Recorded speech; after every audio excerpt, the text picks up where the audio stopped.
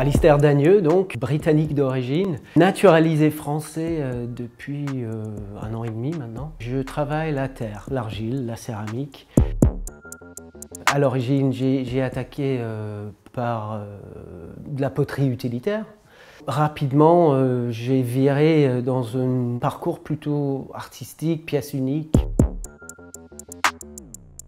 Ce qui m'attire beaucoup, ce qui est revenu, c'est ce côté graphique. C'est des graphismes noir sur blanc qui m'ont toujours attiré. Donc j'ai toujours dessiné sur papier des graphismes indiens, des mandalas, des dessins que font les indiennes sur les mains avec la henné, des tatouages traditionnels, maoris ou polynésiens, ce genre de choses. Et souvent, c'est des motifs d'accumulation. Et donc à partir de ça, voilà, j'ai approprié toutes ces traditions, entre guillemets, et créé mon propre langage qui est donc actuellement peint au pinceau sur du grès, la céramique du grès qui a une surface en porcelaine pour avoir la blancheur. Ce qui m'intéresse beaucoup aussi, c'est la dialogue en fait, avec la matière, très important. C'est une question de respect et de travail avec la matière, c'est-à-dire qu'on va agir sur la matière, mais elle se comporte par sa plasticité d'une certaine manière.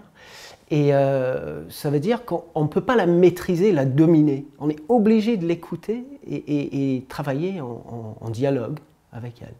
Ça ajoute un aspect d'humilité dans le travail qui me plaît beaucoup et que je trouve extrêmement important dans le métier. Voilà. Moi, j'ai découvert l'albâtre avec Alain. On se connaît depuis une quinzaine d'années et je ne connaissais absolument pas cette matière. À la création de la fondation, on s'était vu avec Alain, il m'a proposé de venir travailler avec lui. Et donc, c'est vraiment quelque chose qui m'a beaucoup plu parce que sa façon déjà de me parler de ça, de parler de... C'est une rencontre entre deux artistes, donc moi en l'occurrence dans ce cas-là, et l'albâtre. Il a toujours parlé de l'albâtre en tant qu'artiste à part entière.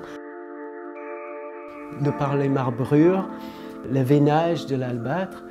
Et ça m'a beaucoup plu l'idée de composer avec et de prendre en compte tous ces dessins qui sont déjà sur la matière. Voilà, restait à trouver le médium, donc on a fait ça avec de l'encre japonaise et le pinceau, comme j'ai l'habitude de faire.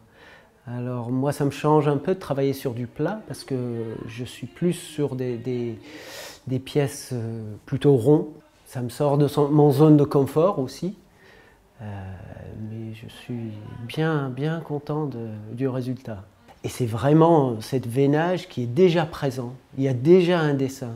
Et donc il s'agit de ne pas venir écraser ça, pas juste faire n'importe quoi dans n'importe quel sens, mais vraiment de composer avec et trouver l'harmonie entre moi, ce que je pourrais faire, et l'albâtre. C'est une forte émotion pour moi parce que c'est vraiment, ça me touche beaucoup, ça rend un peu humble quelque part devant cette matière très forte et ça me plaît beaucoup.